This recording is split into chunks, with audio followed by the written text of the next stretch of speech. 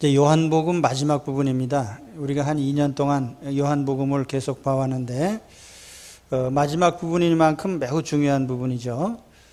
이 말씀은 어쩌면 안 믿는 사람들에게 주신 말씀이 아니고 우리 주 안에 있는 사람들에게 하나님의 거룩한 직분을 담당하고 있는 우리 성도들에게 주신 말씀입니다. 본문에 두 가지 큰 주제가 들어있는데 하나는 베드로의 순교에 대한 예언입니다. 그리고 또 하나는 베드로의 관심사에 대한 부분인데요. 먼저 베드로의 순교 예언에 대해서 말씀을 같이 나누겠습니다. 18절 말씀 다시 보시면은 내가 진실로 진실로 내게 이르노니 내가 젊어서는 스스로 띠뛰고 원하는 곳으로 다녔거니와 늙어서는 내 팔을 벌리리니 남이 내게 띠띠우고 원하지 아니하는 곳으로 데려가리라. 이 말씀을 하시면 베드로가 어떠한 죽음으로 하나님께 영광을 돌릴 것을 가리키심이로라.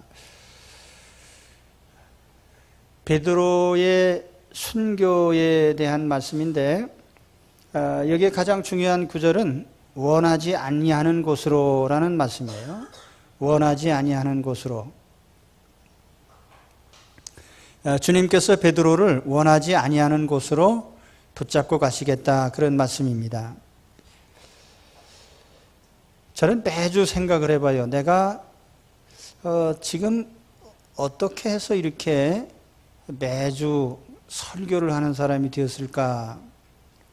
저는 예전에 예수님을 알지도 못하던 사람입니다. 그리고 학교 다닐 적에는 내가 하나님의 뜻을 따른다는 것은 생각해 본 적이 없고, 그 인생이라는 것은 내가 계획하고 설계해서 내 뜻대로 하면 다 된다. 항상 그렇게 생각을 했습니다.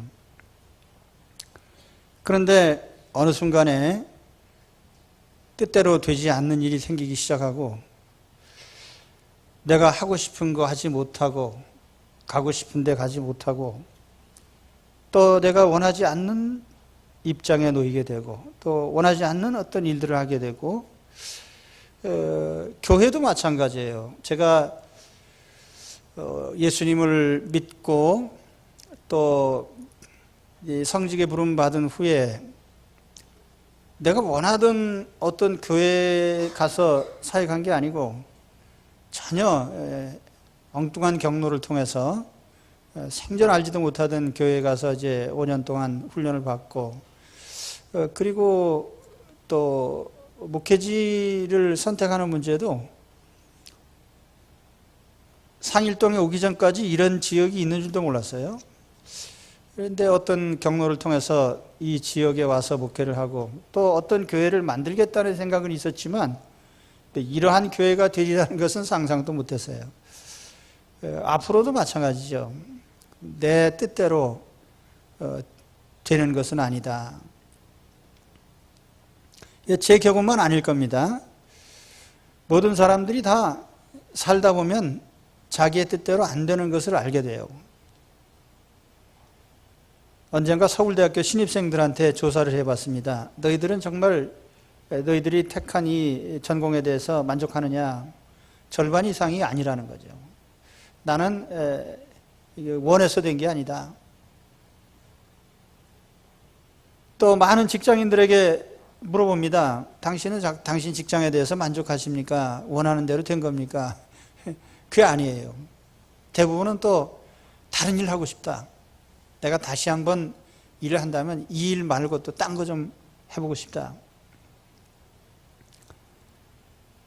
이렇게 된 원인이 뭐냐 하면은 그것은 우리가 무능하거나 뭐 일을 잘못했거나 그런 것보다는 사실은 우리의 인생의 모든 과정을 하나님이 붙들고 계시기 때문에 나타난 결과예요. 다윗은 8 형제 중에 막내입니다. 들에서 양치다가 갑자기 정치인이 됐어요. 이 다윗이 한 말이 뭐냐면은 여호와께서 사람의 걸음을 정하시고 그 길을 기뻐하시나니, 시편 37편 23절에 하나님이 사람의 길을 정하시고 그 길로 우리가 갈 때 기뻐하신다. 하나님은 자기 백성을 방임하지는 않으십니다. 네 멋대로 살아라 그러진 않으셔요. 그 일생을 붙들고 계십니다. 우리 1년을 설계하고 그 생애를 설계하시고 또 하루하루 어떤 삶의 과정을 밟게 하시고 하나님이 우리의 삶의 길을 준비하시고 붙들고 계십니다. 그래서 만일 우리가 이러한 하나님의 붙드심이 없다면 우리는 생존 자체가 불가능해요. 산소 마스크를 낀 응급 환자가 있죠. 심장이 뛰어야 되고 또 혈액이 순환이 돼야 되고 매 순간이 아주 다급한 상황인데 우리는 한순간 심장이 멈출 수도 있고요. 우리 호흡이 끊어질 수도 있고 이것이 결코 우연하거나 자연스럽게 되는 일은 아니에요. 하나님이 붙들고 계시기 때문에 그런 것입니다. 그래서 사도행전 17장 24절에 보면 바울이 아테네에 가서 한 설교 중에 이런 말씀이 나옵니다. 우주와 그 가운데 있는 만물을 지으신 하나님께서는 만민에게 생명과 호흡과 만물을 친히 주시는 분이심이라. 저희의 연대를 정하시며 거주의 경계를 한정하셨으니 우리가 그를 힘입어 살며 기동하며 존재하느니라. 이 기동하며라는 거 움직인단 말이에요. 심장이 뛰고 혈액이 흐르고 우리가 손발을 움직이고 이 모든 것이 하나님이 우리를 붙드신 결과입니다. 그래서 우리는 내 앞에 다가오는 모든 일이 우연한 일이라고 생각하면 안 되는 거예요. 뭐 운이 나쁘고 재수가 없어서 어떤 일이 벌어졌다. 나의 뜻대로 되지 않는 것 자체가 하나님의 임재와 붙드심의 증명입니다.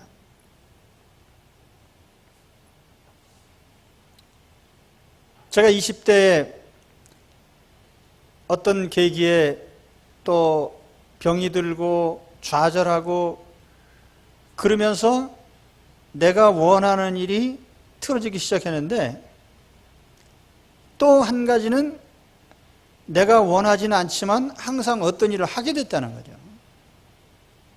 지금 이 순간 제가 설교자가 된 것처럼요. 제 성격은 남의 눈에 띄지 않는 겁니다. 그리고 행복할 때는 혼자 있을 때예요. 되신 대로 다른 사람의 삶에 엮이지 않는 겁니다. 그런데 항상 눈에 띄어야 되고 관찰을 당해야 되고 뭔가는 얘기하기 싫어도 얘기해야 되고 그래서 나는 항상 나를 스스로 요나라고 생각해요. 왜냐하면 하기 싫은 일을 평생 해야 되니까요.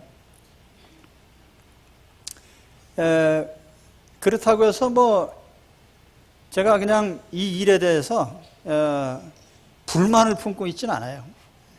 제 천성적으로 좋아하는 일은 아니다라는 거죠. 그래도 평생 하니까요. 대부분의 사람들이 자기 자신이 하나님께 붙잡혀 있다는 사실을 일평생 깨닫지 못합니다. 그래서 뭔가 자기 뜻대로 뭘 하려고 발버둥치는 거예요. 안 되는 줄 알면서도요. 내 뜻대로 안 되는 걸 진짜 깨달았더라면 그렇게 안 할 텐데.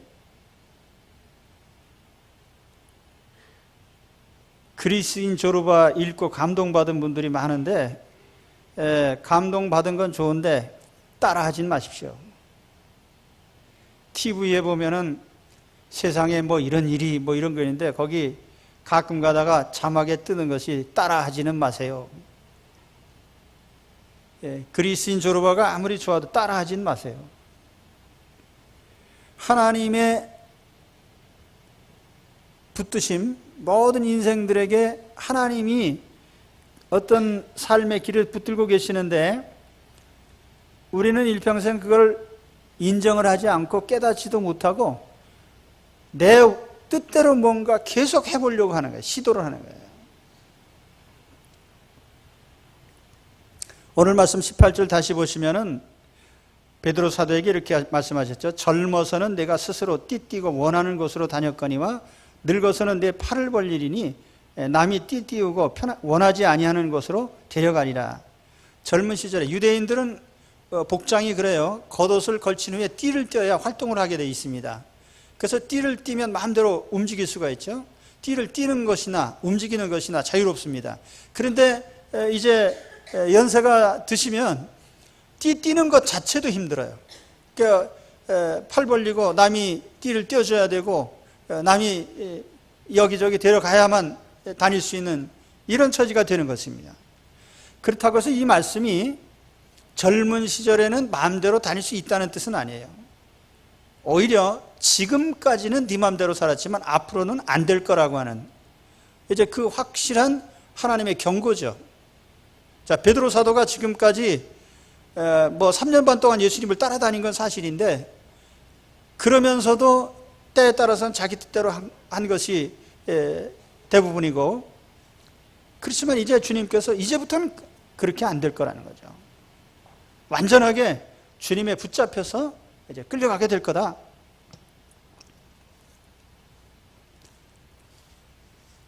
그리고 심지어 19절에 보면은 이 말씀을 하시면 베드로가 어떠한 죽음으로 하나님께 영광을 돌릴 것을 가리키심이로라. 베드로의 순교당하는 일까지 네 맘대로 안 될 거다.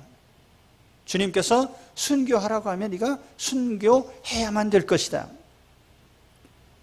죽는 것도 마음대로 안 된단 말이에요. 앞으로 내 인생길에 여러 가지 일이 다가올 수 있습니다. 예상한 일도 있고 예상하지 않은 일도 많을 겁니다. 그 일이 성공적일 수도 있고 실패가 될 수도 있습니다. 그것이 내가 좋아하고 참 기뻐하는 일이 될 수도 있지만 내가 전혀 싫어하고 또 원하지 않는 일이 될 수도 있습니다. 공통점은 뭐냐 하면 원하지 않는다는 거예요. 내가 원하지 않는 일. 베드로 앞날에 순교의 길이 준비되어 있는데 그것은 정말 베드로가 전혀 원하지 않던 일이에요.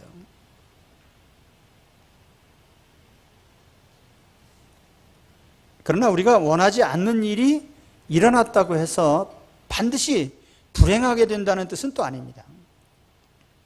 많은 사람들이 예수 믿으면서 그런 생각을 해요.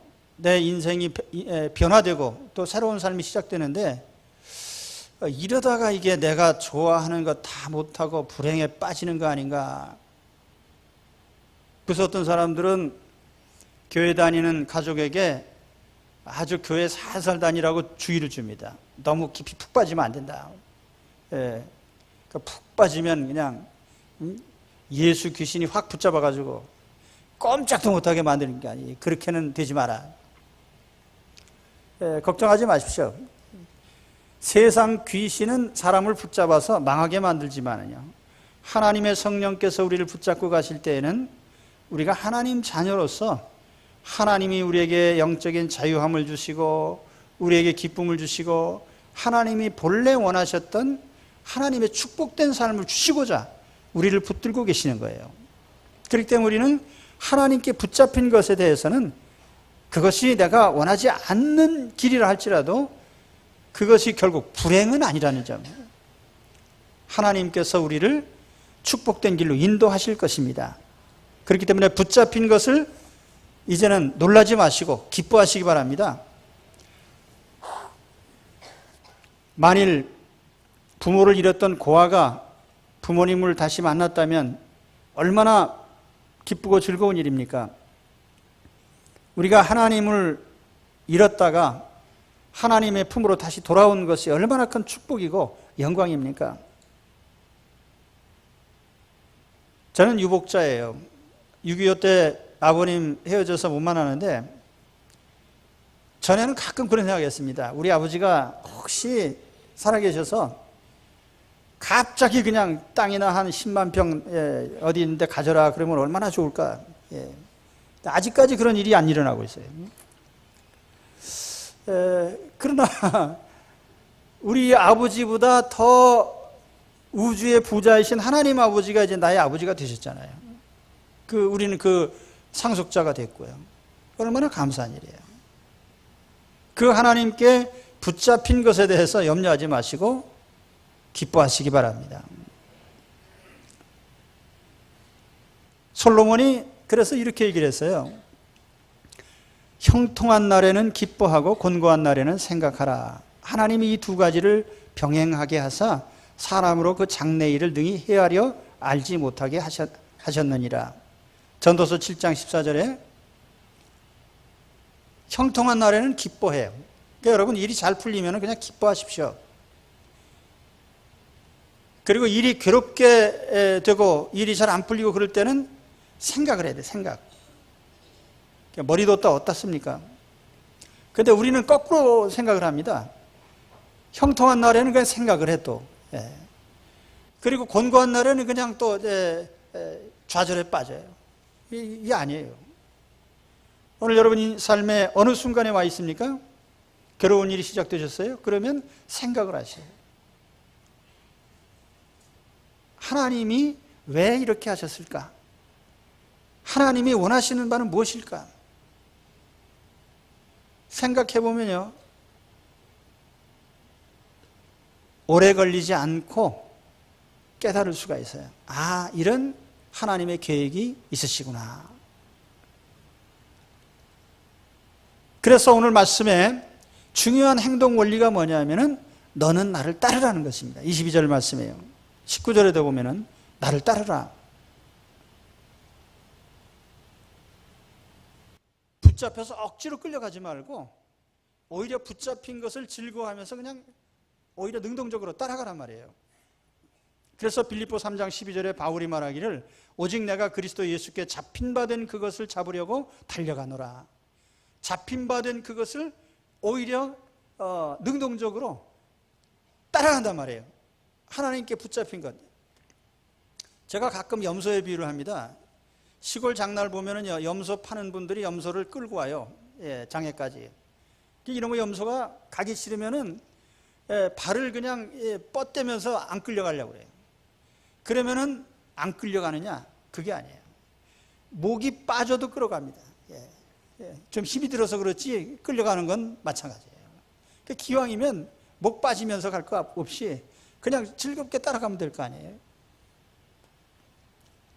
우리가 하나님께 붙잡혔으면 하나님이 원하는 길로 가지 않으려고 발버둥칠 게 아니고 오히려 즐겁게 하나님이 정하신 길인 줄 알고 가시면 된단 말이에요.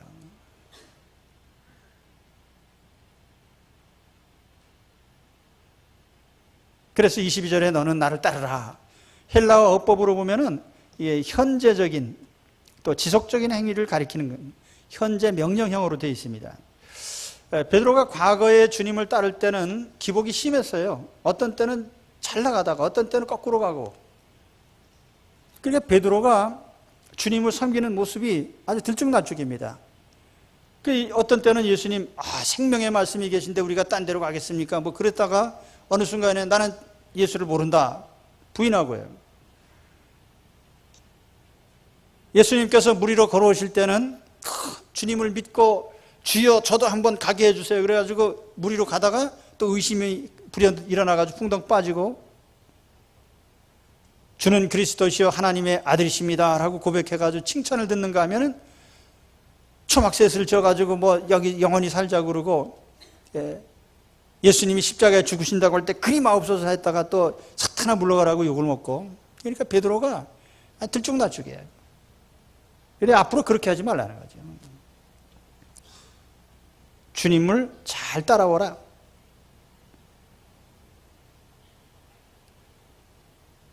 오늘 우리가 내가 원하지 않는 어떤 삶의 상황에 빠집니다.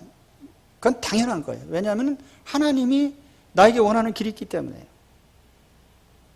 그래서 내가 원하지 않는 일에 부딪히고 그런 일이 발생하고 그런 관계가 생기고 힘든 일들이 일어날 적에 그거를 원망불평하지 말고요. 적극적으로 하나님의 뜻에 따르려고 해보라는 거죠. 그렇게 되면 우리 하나님께서 내 인생을 통해서 많은 결과물들을 우리에게 돌려주실 것입니다. 자, 이 말씀은 안 믿는 사람에게 한 말씀이 아니에요. 예수님을 잘 따르고 책임을 부여받은 베드로 사도에게 주신 말씀이에요. 너는 지금까지 네 마음대로 살았는데 앞으로는 절대로 그럴 수 없다. 내가 너를 꽉 붙잡고 갈 테니까 하나님께서 붙잡은 대로 내가 달려가라. 오늘 여러분 사람에게 붙잡히지 말고요, 하나님께 붙잡히셔서 끌려가시는 즐거운 인생들이 되시길 바랍니다. 그 다음에 두 번째 주제가 베드로의 관심사 문제예요. 21절로 가서 보면은 갑자기 베드로가 옆에 있는 사도 요한을 쳐다보면서 물어봅니다. 주여, 이 사람 어떻게 되겠습니까? 베드로가 요한의 운명에 대해서 물어본 거예요. 이 요한 이거 어떻게 됩니까? 사실 베드로하고 요한은 상당히 가까운 사이예요. 성경에 보면은 베드로의 친형제가 친동생이 안드레거든요. 근데 실제로 이름이 나타날 때 보면 베드로, 야고보, 요한 이렇게 나타나요. 그러니까 요한 형제하고 베드로가 상당히 친밀하게 지냈단 말이에요. 친한 사람이 앞으로 어떻게 될는지 궁금하잖아요. 또 한편으로 보면은 나는 하나님께서, 나는 주님께서 붙잡고 원하지 않는 곳으로 끌고 가신다고 하는데 그럼 얘는 어떻게 됩니까? 관심을 가진 거예요. 가장 친한 친구예요. 장례사에 대해서. 그랬더니 주님께서 22절에 뭐라고 대답하셨어요? 내가 올 때까지 그를 머물게 하고자 할지라도 내게 무슨 상관이냐? 너는 나를 따르라. 이 말씀이 내가 다시 올 때까지란 말은 주님이 재림 때까지로도 해석할 수 있는 말이에요. 재림 때는 세상 종말이거든요. 세상 종말까지 이 친구를 살려둔다고 해도 너는 상관하지 말라는 거죠. 그러니까 또 다른 제자들이 오해를 했어요. 저 사도 요한은 주님께서 세상 끝날까지 그냥 죽지도 않고 살게 해주시나 보다. 혹은 다른 친구들은 다 순교해도 사도 요한은 그냥 놔두나 보다. 그런 뜻은 아니에요. 여기 핵심적인 거는 남의 일에 상관하지 말라는 거죠.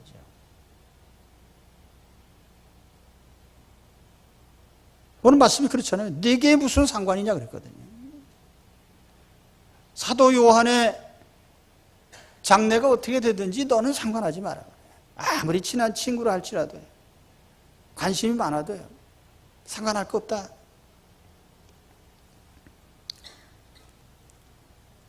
다른 말로 하면은 네 자신의 일이나 잘해라 그 말이죠.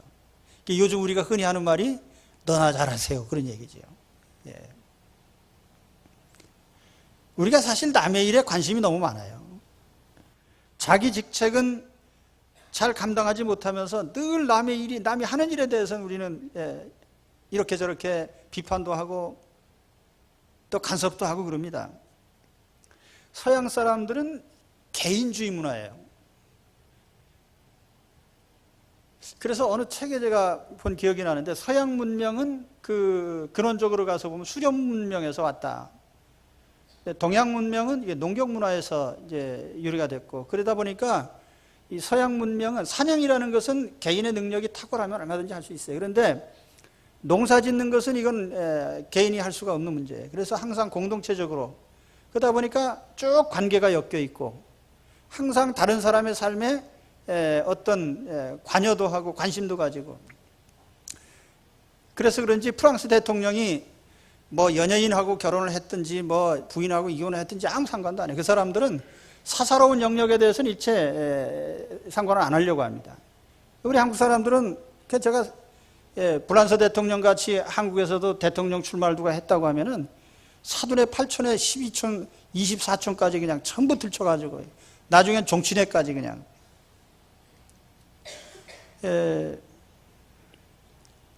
우리가 남의 일에 너무 관심이 많아요. 그러니까 상관 안 하는 것은 물론이고 지나치게 관심 가질 필요가 없단 말이에요. 베드로가 사도직을 맡았죠. 그러면 자기가 맡은 사도직에 양치는 일에 충실하면 되는 것입니다. 다른 사도가 뭘 맡았든지, 어떤 약물이를 맡았든지, 어떻게 목회를 하든지 상관하지 말라는 거죠. 요즘에도 보면은 그렇습니다. 하나님이 세우신 목회자마다 하나님이 주신 고유한 분량이 있어요. 그 성향도 있고 어떤 목회적인 가치관도 있고 다 이렇게 다른데 이걸 일률적으로 다 적용할 수가 없는 거거든요. 왜냐하면 목회는 비즈니스가 아니에요. 이거는 세상적인 매니지먼트가 아닙니다. 영혼의 상태가 다 다르기 때문에요.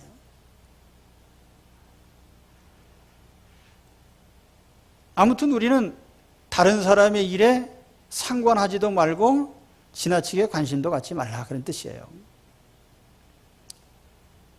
그렇게 해야 될 이유가 두 가지가 있습니다. 첫째는 우리가 남의 일에 상관할 만큼 시간이 많지 않기 때문에 그래요. 내 일만 감당하기에도 시간이 모자랍니다. 여러분, 저는 날마다 그런 생각해요.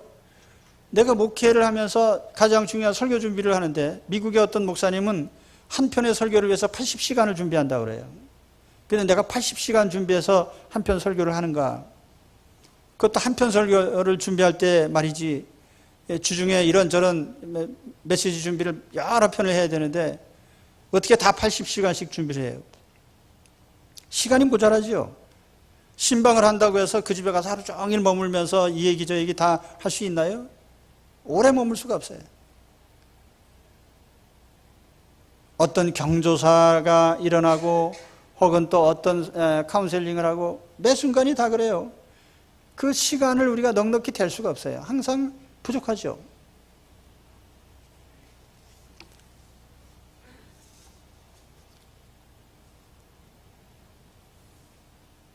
그래서 사람은 살아가는 동안에 그 부여된 여건이 그렇게 아주 풍부한 건 아니에요. 어린애들도 그래요. 어린애들도 인생의 시간이 좀 많지 않습니다. 제가 가만히 과거를 돌이켜볼 때 내 인생에 가장 행복했을 때가 언제냐라고 묻는다면 아마 그 초등학교 다닐 적에 그 무렵인 것 같아요. 왜 그렇게 좋았냐면 그때는 노는 게 좋았거든요. 잘 돌아다닐 수도 있고 2원짜리 버스 타면은요 중랑구에서 문화촌까지 갔단 말이에요. 그러니까 하여튼 다니는 것도 그렇고 또 친구들하고 노는 게 너무너무 좋았어요. 근데 항상 노는데 시간이 부족해요. 그러니까 여러분 어린 아이들을 낳아서 기르는 여기 엄마 되신 아버지 되신 분들 명심하셔야 될 게 애들 시간 뺏지 마세요. 노는 시간 뺏으면 안 돼요. 그건 인생 도둑놈이에요. 그 시간이 얼마나 즐거운 시간이에요. 내가 초등학교 다닐 때 밖에 나가서 놀면요 항상 참 아쉬운 게 시간 되면 부르거든요. 집에서 야 밥 먹어 그러면은 실컷 노는 거 아직도 아쉬운데 이제 도로 불려 들어가야 되는 거예요. 근데 요즘에는 애당초부터 그냥 그 애들 갖다가 여기저기 학원 보내고 공부시키고 제가 어느 분한테 들었는데요. 강남에서는 어린아이들 그 유치원 비용을 할아버지 할머니가 대줘야 또 그게 그쪽 동네 관리라고 그래요. 그러니까 나는 그쪽 동네 안 사는 것에 대해서 참 고맙게 생각을 하고 있습니다. 근데 사실은 그 많은 돈을 들여서 애들 시간 도둑질을 왜 하냔 말이에요. 실컷 놀게 좀 놔두지. 사람이요 실컷 어렸을 때 노은 아이들이 창의력도 많고 정서도 풍부하고 다 이 사고력도 많아지죠. 아주 어려서부터 학원만 다니는 애들이 절대로 잘 되질 않아요. 그래 아기를 왜 안 낳느냐고 물어보면 열이면 열 다 교육비가 많이 들어가서 안 보내면 될 거 아니에요. 학원 안 보내고 우리 아이들 3명 기르면서 유치원 보낸 적이 없습니다. 그러니까 노는 게 얼마나 즐겁고 기쁘고 그 행복한 시간을 왜 뺐냐 말이죠.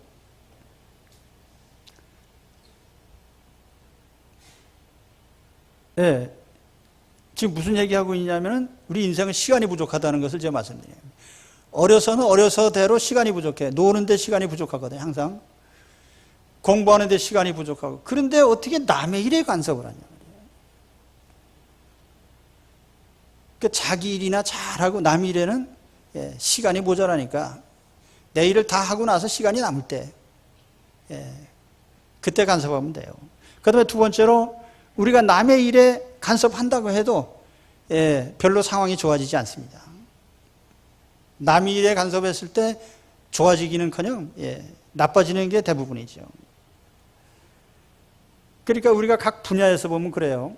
우리가 어느 분야에서 자, 하나님이 주신 그 재능과 달란트대로 자기 분야에서 열심히 일하는 사람이 많을수록 좋은 사회가 되는 겁니다. 그런데 서로 남의 일을 하려고 하는 그런 사회는 좋은 사회가 아니에요. 그래서 정치는 정치 전문가에게, 또 학문은 학문 연구하는 분들에게, 그리고 사업을 경영하는 그 분야는 또 경영자들에게, 가르치는 사람은 가르치는, 배우는 사람은 또 배우는 입장에서요. 만약 어느 회사가 사장님이 사원이 해야 될 일까지 다 하는 회사 치고 좋은 회사는 하나도 없어요. 부모가 자식이 할 일을 대신 해준다고 해서 좋은 자식이 되는 법이 없습니다. 우리 하나님 교회도 마찬가지죠. 우리가 여러 직분이 있지만은 우리 성가대원들이 제가 볼 때는 최소한 내가 외국의 성가대는 잘 모르니까 한국에 있는 성가대 중엔 제일 잘하는 성가대입니다. 우리는 전부 아마추어거든요. 근데 영성도 있고 아주 잘해요. 그렇지 않습니까? 진짜예요.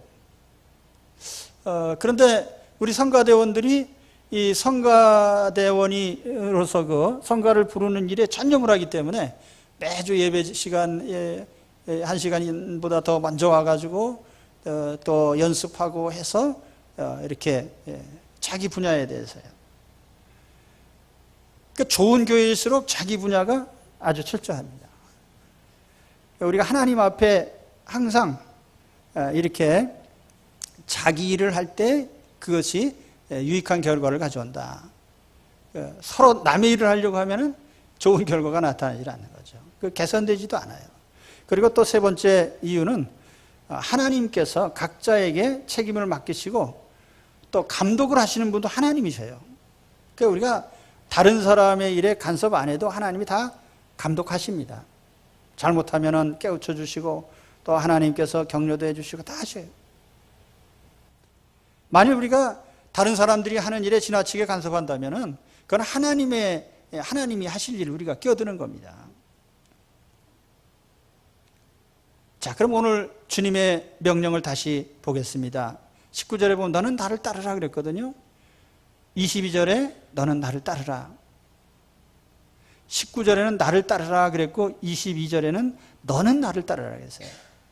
사도 요한이 어떻게 되는지 베드로 사도가 물어봤을 때 주님께서 사도 요한이 어떻게 되든 무슨 상관이냐? 너는 나를 따르라. 그래서 그 헬라어 성경에 보면은 수라고 하는 영어의 유, 그 인칭 대명사가 아주 강조되어 있습니다. 너는 나를 따라야 돼. 사도 요한, 그건 네가 상관할 거 없다. 중요한 건 네가 나를 따르는 것이다.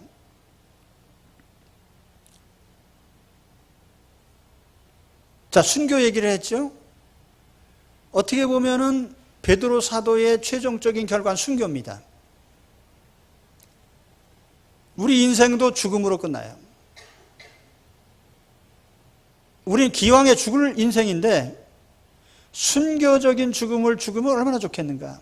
근데 그 순교적인 죽음이라는 것이 십자가에서 또는 사도 바울은 목베임을 당했거든요. 참수형을 당했는데 그 순교도 순교지만 우리가 자기가 맡은 일에 충성하다가 죽는 것도 순교예요. 그래서 죽도록 충성하라 그랬거든요. 요한계시록 2장 10절에 보면 내가 죽도록 충성하라. 그리하면 내가 생명의 면류관을 네게 주리라. 자기 일에 목숨 바치라 그런 얘기겠죠. 이런 의미에서 순교도 하시기 바랍니다. 제가 이 말씀 정리해 보면은 사실은 베드로 사도에게 마지막으로 요구한 것이 한 단어로 무엇일까라고 말씀드린다면 순교입니다. 너는 순교해라.